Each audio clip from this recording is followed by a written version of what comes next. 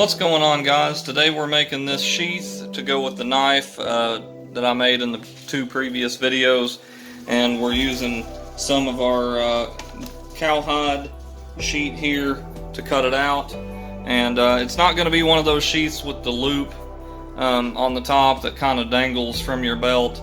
It's going to have two slits in one of the sides of the sheath, so you can lace your belt through the sheath itself. It's easier to do, and it makes the knife ride higher, which I kind of like. So you can kind of tuck your shirt under the knife so it's easier to access, that kind of thing. But we're going to try to not go too crazy with the coloring on this one. We're going to just try linseed oil for a little bit of protection, waterproofing a little bit. It's not particularly used for leather, but it is a kind of oil and it's going to help something. So we're going to bevel these edges, we're going to cut out some more pieces, and I'll show you guys the tools I'm using as we go here. Alright, so what we're doing, we're just cutting with a box cutter. We're cutting out the shape that we draw onto this piece of leather here. So far I have cut this side, and I've cut the spacer that I'm going to sew together. I'm either going to rivet this or sew it. I haven't really decided yet. Whatever makes the most sense at the end. And this right here, this function for that piece, is just to make sure that when you put the knife in the holster, that it doesn't cut the threads or dull itself on any rivets and things you might have. So that's just kind of like a protective layer there, this piece. I'm not putting one in the back, because if I put one here and then also cut one to shape and put it in the back, it kind of creates like a box sheath, and this knife is not all that thick. It's like a 1/4 inch thick. I mean, it's thick for a knife, plenty enough meat on it, but what I'm saying is it's not thick enough to use all that space. It would be a loose fit, and we want the sheath to fit tightly. So I'm not going to use a spacer in the back. I'm just going to sew the back directly on there, and it doesn't have any danger of slicing because the back is not sharpened. So that's where we're at. I'll be using these to punch the holes into the leather to do the slices for the two slices that the belt weaves through. I'll be using the boiled linseed oil. I don't know if people normally do this, but it's a kind of oil, and I figure, hey, the leather has to soak it in somewhat. I just want a slightly darker look than this, and something that's going to protect it a little bit. So I'm going to mark out. I'm going to basically just flip this piece like it is. Flip it right here so we don't waste any leather, and mark it, and then cut another piece out to match that one. I'm basically going to butt this up to the very edge of where this one was, and I'm doing it in a way that the pretty polished side that it already comes, this is veg tanned leather cowhide. You can get an example of how supple it is. One side is finished, the other side is rough. So I'm doing it in a way that both of the finished sides are going to be facing out, and these are going to be the sides that the knife is going to be sliding on when it goes into the sheath. This is going to make it easier to do the finished sheath, to polish it and to stain it. So we're going to mark this out here with a pencil, nothing fancy. A pencil is a little more forgiving. You know, you don't want to marker your leather up that you might have used for something else. That's what I do anyway. Alright, so there's our shape. So we need to follow that with this, and it takes a few runs because this is some thick stuff. It takes like 3 or 4 passes around the entire shape. And if there's any unevenness, it can be trimmed up afterwards. We're just trying to get it pretty accurate here. to the curvature of the blade. Now another thing worth mentioning is I made this, which it remains to be seen if this is going to be big enough, because this is my second sheath I've made out of this stuff. I made it roughly a 1/4 inch larger in all directions for the blade to give room for the spacer and the threading. It could have probably been a little bigger, but I'm going to try to get this to work here. So I'm going to continue cutting this out, and I'll have all the pieces cut out for the sheath, and then we can burn the edges using this little number here, and using some of these we can run it on the sides and polish it up to a fine shine after it's been stained. Alright guys, so we're using this tool here. I don't know the technical names for all of these tools. I'm not a leather worker normally, but it takes off the corners of the leather to make it have a cleaner look. And I don't get real super precise with it. I just try to make it uniform and round looking, as deep as the tool will cut it.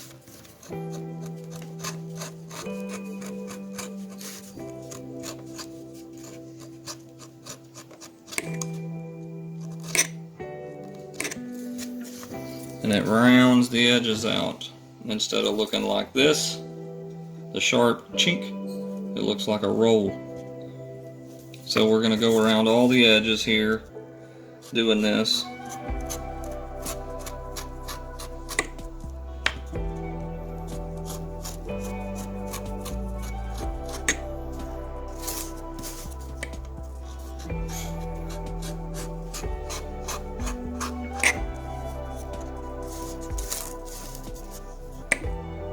And a tip for doing flat areas like this, where you're like, how do I do it starting on the edge? You just flip it around and start in the middle and do it this way.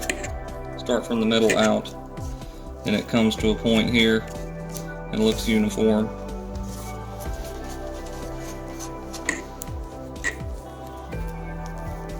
You can see now that the edges are all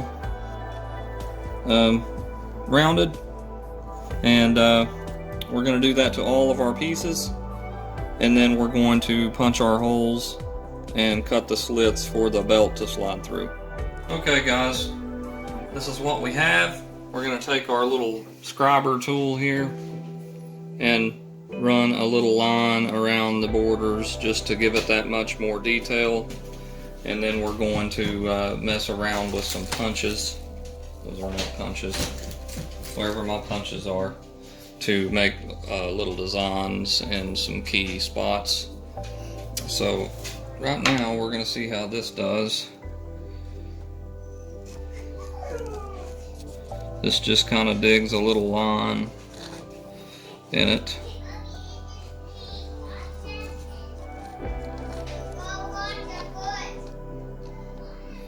And you don't want to come to the very end and go all the way, because then you've made it cross over with this side's line.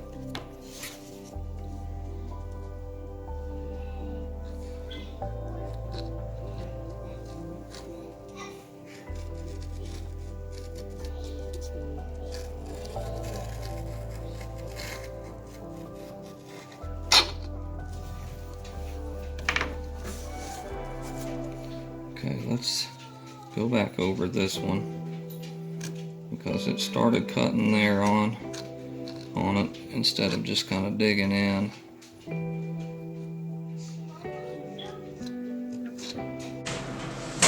Alright guys, so here we have the two pieces and then the little spacer, and I've taken this and I've just kind of barely pressed just a mark where I'm going to take a little drill bit using my drill here. That's way smaller drill bit than this. I'm going to go through with a tiny drill bit and make room for the waxed cordage. And I have punched the first two holes And I'm going to punch these 2 holes now for the belt slits in the back of this one. So let me get my water. I just wet it a little because it really helps it slide through there instead of like cutting dry leather. Shake off the excess. I'm just eyeballing these, trying to get it symmetrical looking and what looks the best. They're going to be a little bit off, they're not perfect. And then you want to kind of rock it back and forth once it cuts, to make sure that it goes all the way through. Check it out from the back.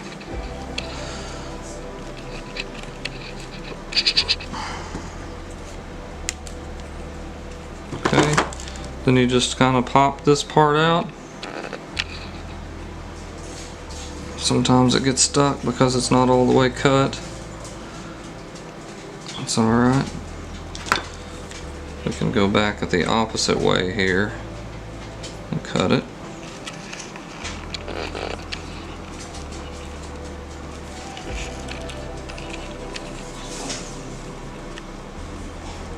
Kind of push it out. I didn't want to really clamp on it because that would have messed up the front.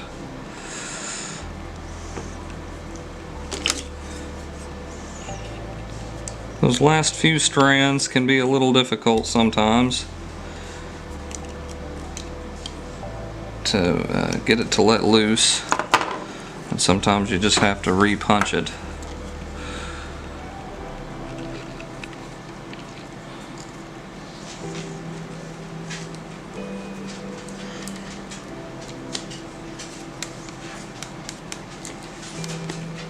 Okay. So there's that one. We'll do another one next to this one down here. Try to pay attention to our spacing.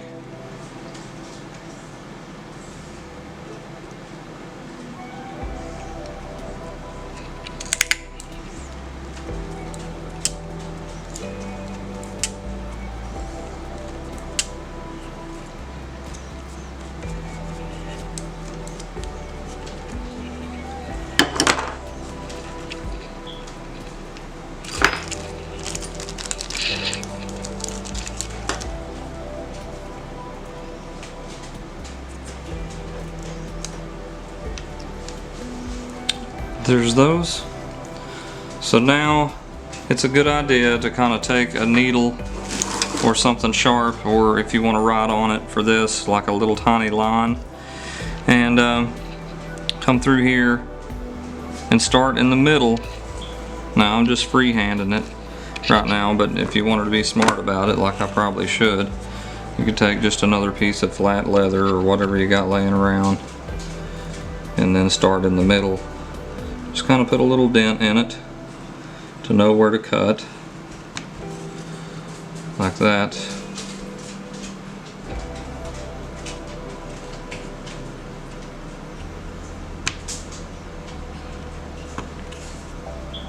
Okay, that one's a little off, so we'll just straighten it up a bit. These are going to be beveled edges and stuff here too, guys, so this isn't permanent, whatever little dents we make right here. Alright, so we cut these, we'll bevel those edges, and then the belt can be laced through that. So we'll go ahead and cut them here. You don't want to push too hard and come all the way through your hole and then whoops. You want to just kind of press lightly and give it several passes. You can see how it's kind of jerky like that.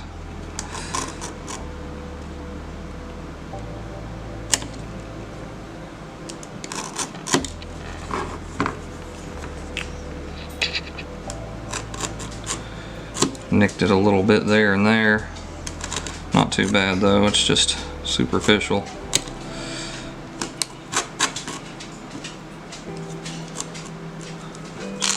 I guess a better idea would be to cut away from the holes. We're learning, we're learning.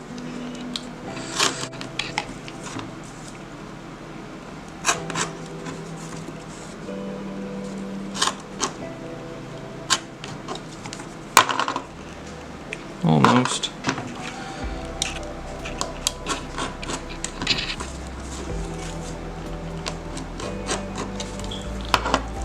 Alright, we're through there, so you can see what I'm getting at. That's going to be for the belt to pass through, and the reason for these holes is so it doesn't continue to tear. The hole will stop the tear. So it'll last forever if this is maintained and oiled correctly. So now that we know, we start over here with our light line, go to the middle, come over here and meet that one best we can.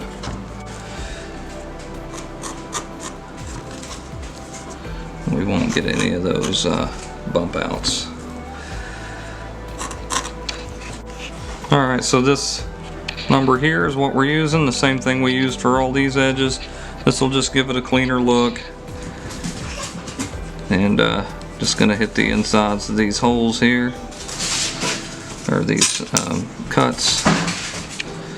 And it'll also make it smoother to be able to put your belt through it and all that here.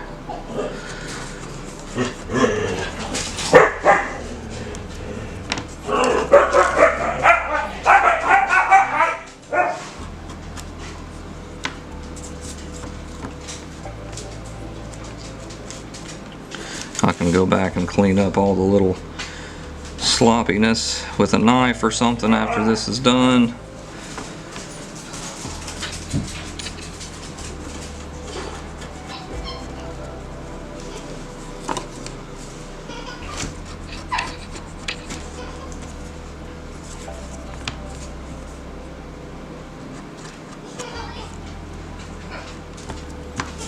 So that's kind of what we're going for there. It's got an indentation there. You can run a belt through here like that. And I made it large enough for a large leather belt, something of that nature. Alright guys, so I've drilled through all of this with a little tiny drill bit here to make it easier for the twine to go through when I'm sewing them together. And now I'm just widening the holes to make it easier by putting this into the holes I've drilled and hammering the spikes through it here. It does several at once, and then we just pull it out and move down the line. Alright, and also I'm going to go back on the back and do this too to widen the holes from both sides.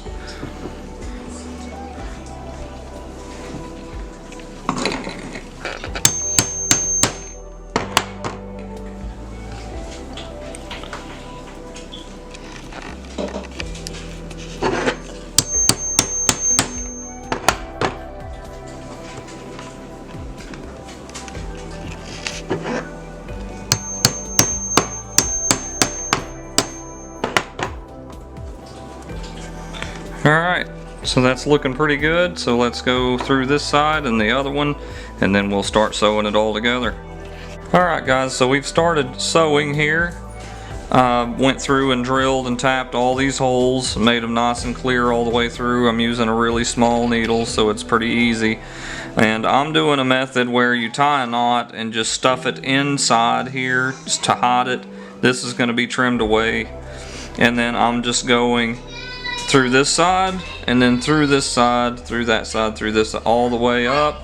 And I'm going to do the same thing all the way back down so that there's no gaps in the thread. Just for cosmetics. If I left it like this, it would be fine structurally, but I'm going to come back through just to make it look nicer. So here's what I've been doing. Just been kind of fishing this through here and finding the holes. It goes all straight through all three layers. Pulling it through here.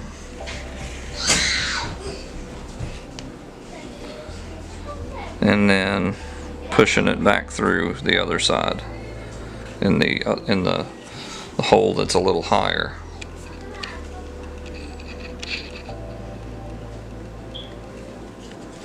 It's kind of a simplistic way to do this. There's quicker ways to use 2 needles and do it, but I just figured I'd try this way and see how it turned out.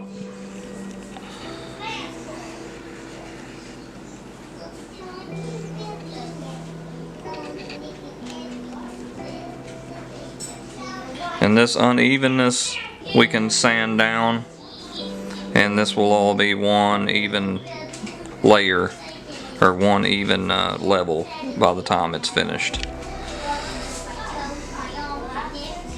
Some of the holes are a little hard, so we use some pliers to help pull it on through there. And every stitch you want to kind of yank on it pretty tightly. That way it's a tight stitch all the way up. So we're going to just keep going with this, and then we'll drill and sew the other side. Whoop.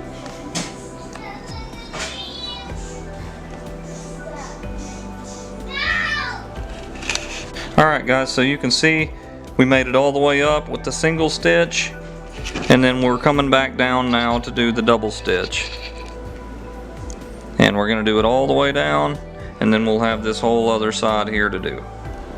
So to do this, you just repeat the pattern, except you loop it back around when you get to the top, and then you fill up all these little gaps here with more thread. So you just run it through the same holes. These are going to be a little bit tougher, so you're going to need pliers or something to pull the needle through. Same thing on the other side, into the same hole. Grab some pliers and continue this all the way down. It's time consuming, but it's going to look really professional, almost like it's done by a machine. Alright guys, you can see our progress here. We're doing the single stitch all the way up and then coming back with the double stitch on the back side. Here's what it looks like on the back. There's some zigzagginess here. I didn't have it set in any kind of vise, so sometimes when the drill press went through, it went through at a little bit of an angle, but the front side, which is the side that you'll be seeing, that's not against your pants, it looks pretty good. So we're gonna finish up this, and then let's see, probably burnish the edges a little bit. We got to burn some little fuzzies off here from the knots we tied, and treat it with linseed oil, probably at the same time or before that we're burnishing, because that helps kind of shine it out. So it's almost done, guys.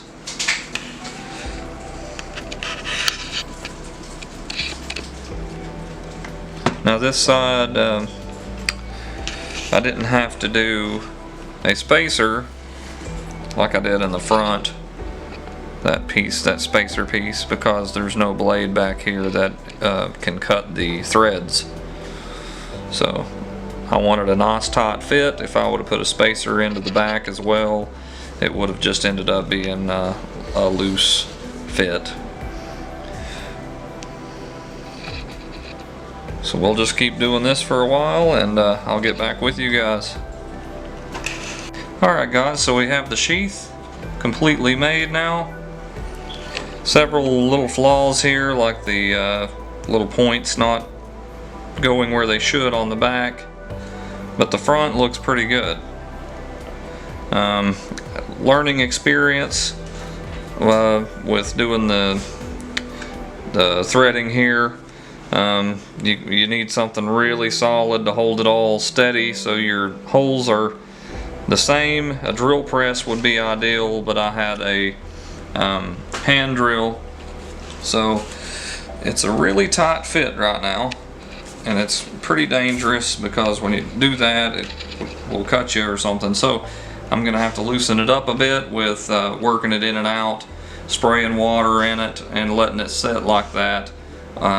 Or I can just see if the linseed oil itself applied inside, and when I do the burnishing, if that's enough to loosen it up. So the next step is we're gonna, I guess, go ahead and see how the linseed oil does. Alright, I've decided to do some decorative stamping here. We're gonna go with this leaf pattern in the corners.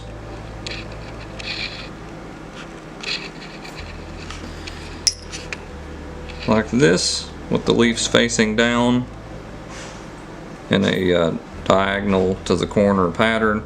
This one up down here that's facing up, and then this Celtic kind of design in the center here. So we're going to wet this so it accepts it better. You can just see it soak that stuff right up.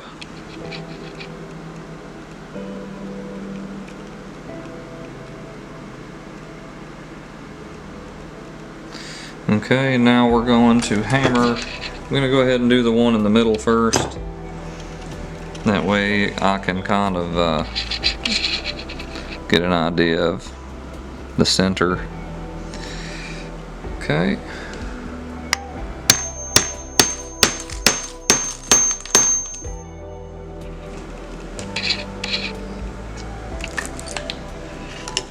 And then we'll do the corners here.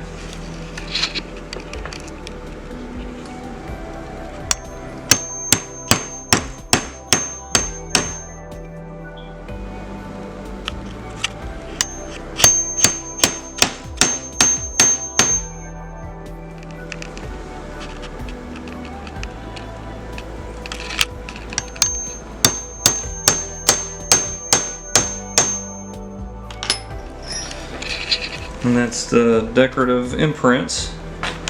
So now we can let this dry off for a second and get to some linseed oil. I don't think the water is going to react with it very badly.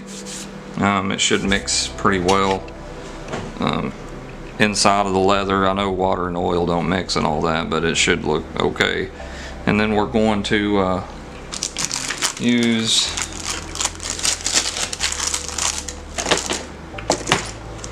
combination of this one and this one to burnish the edges, which means to polish, to make shiny. Pretty sure that's what they say anyways. And for the real thick parts, I'll just take this flat one here and get it like that. So that's the next step.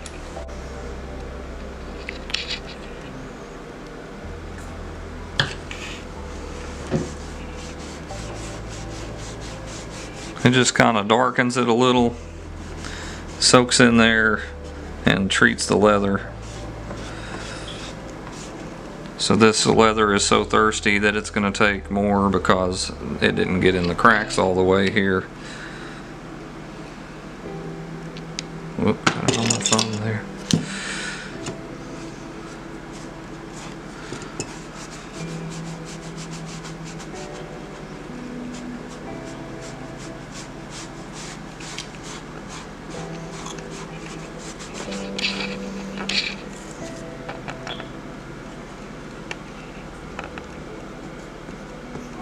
Make sure to get it down in all the little cracks, not leave any place untreated.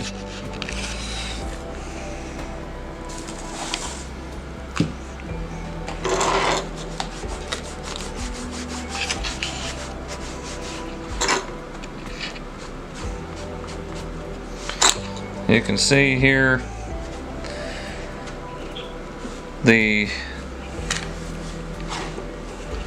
before, that pale looking kind of pinkish color, and now we've got a more natural looking leather color. Of course that's going to soak in and lighten a little bit as the day passes. I did it on a test piece earlier, but so we're gonna do the same thing to the back and sides, and then we're gonna get to polishing the sides of the sheath.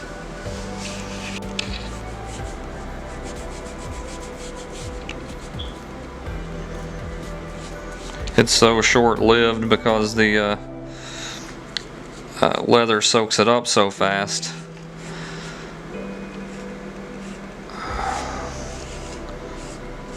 Okay, so that's the sides. And we got to do the back.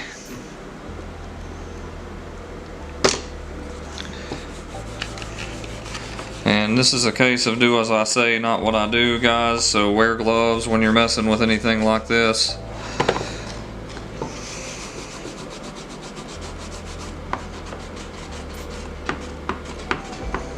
So you can see the flaws there in the back just kind of got lost in the tint and the stain there, the oil.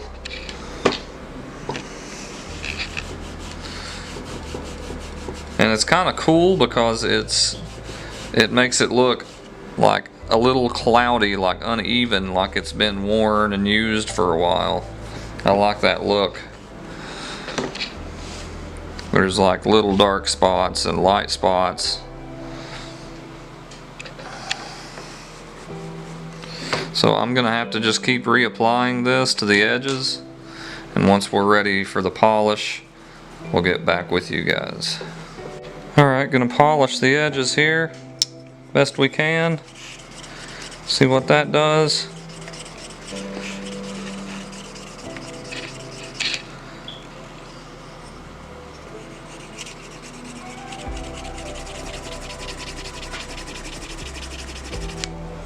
Let's get some more oil on here. Keep it nice and hydrated here so it polishes and doesn't start sanding.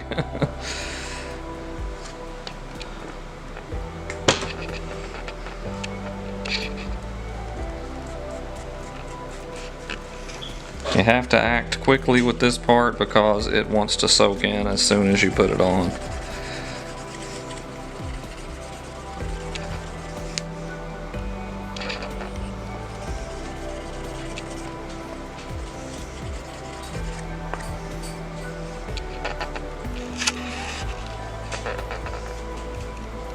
So this is the one fallback I've found with this oil, is it looks like that it is trying to rough up when I rub it with the wood here, like it's roughing it up, turning it lighter, and then when I rub it with my finger it kind of makes it smoother. So we're gonna have to take a different approach on this one. Alright guys, so this linseed oil didn't do too well with the polishing segment. So what I have planned on doing here is just smoothing down this leather the best I can get it, and then going back and wiping it again with some of the oil, and that's going to return it back to its original color. And we'll make it more profiled, or more matching with the rest of the hilt. There's a few little touch-up spots I have to finish with the tools, like back here where I did some sanding. I made the edge 90 degree again, so we can just come back through here and take this off while we're doing this, and then restain it.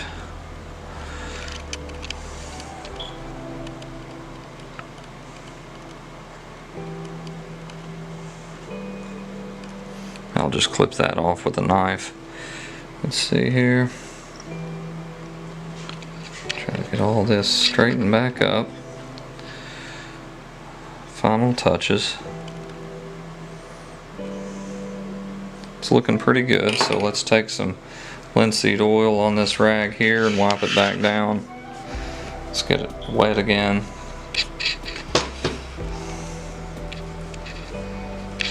Because it soaks it all up.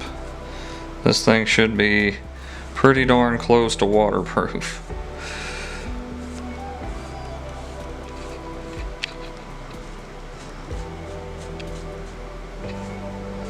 And also with this stuff, it's like you have to follow the grain of the leather.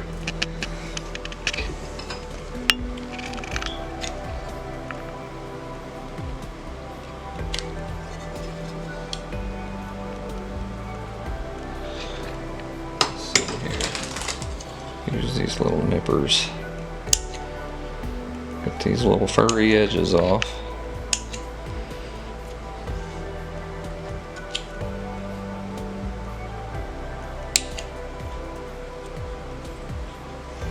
There's enough residual oil on this thing that it just kind of flooded into it.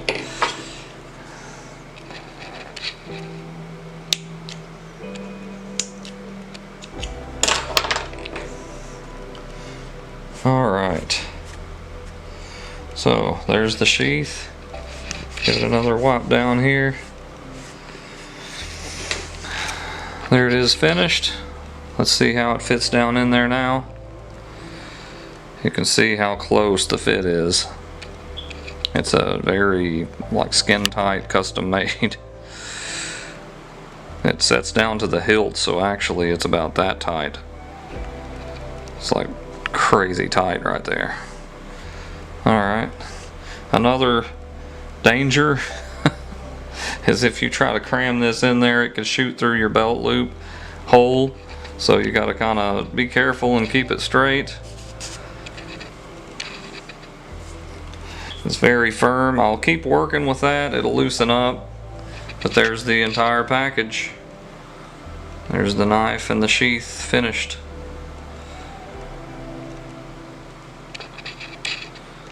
I really appreciate you guys tuning in and following through all this.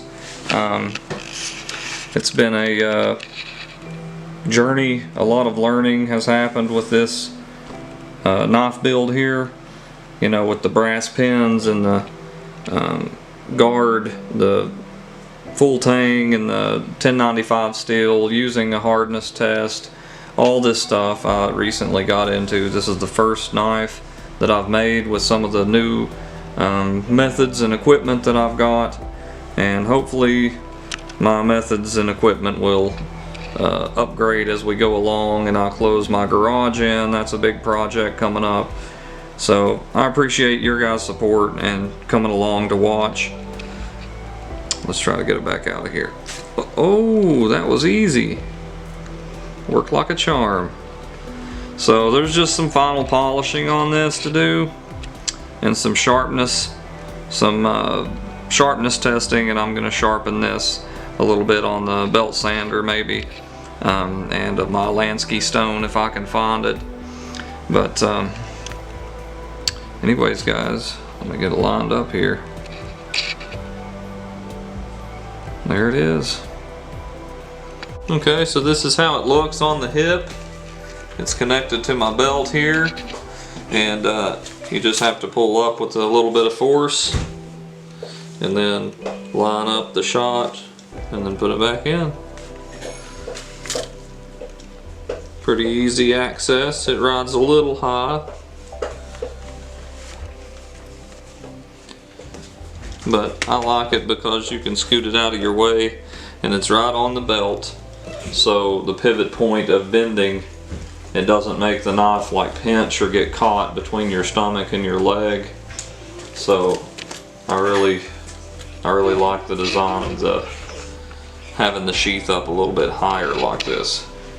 Alright guys, so this is the finished product. We've done some polishing, a little bit of polishing with some lighter grain flat discs, and I've done some sharpening with a Lansky stone, and we've got it fairly sharp here. It kind of it's a convex blade, so it don't really cut paper super great. You can see it can get really good cuts sometimes with like perfect edge alignment. You can get some nice cuts like that. So it's very sharp. So we're going to see how it does like cutting some potatoes, some things like that. Alright guys, so here's the knife, and I'm showing the balance here is right at the bottom of the hilt. It's right where not the hilt, there I go again. It's right at the bottom of the guard where the blade starts. So it's like a perfect balance of blade and handle. And let's try to cut some potatoes up here with it and see how it does. Pretty good on the chopping. Very easy. The knife has a lot of weight to it. Okay, now the slicing.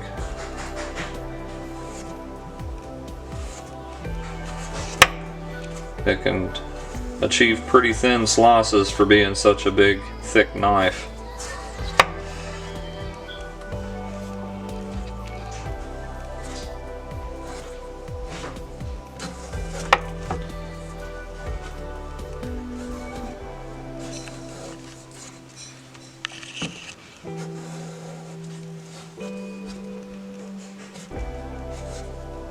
kind of tricky to get it started on this angle here. Let's try it this way.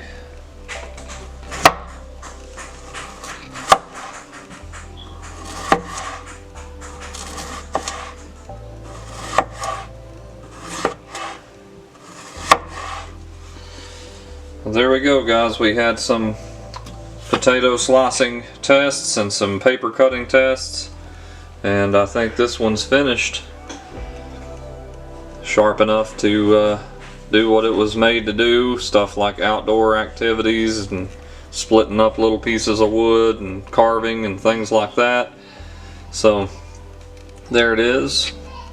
Thanks for watching, and I'll catch you on the next project.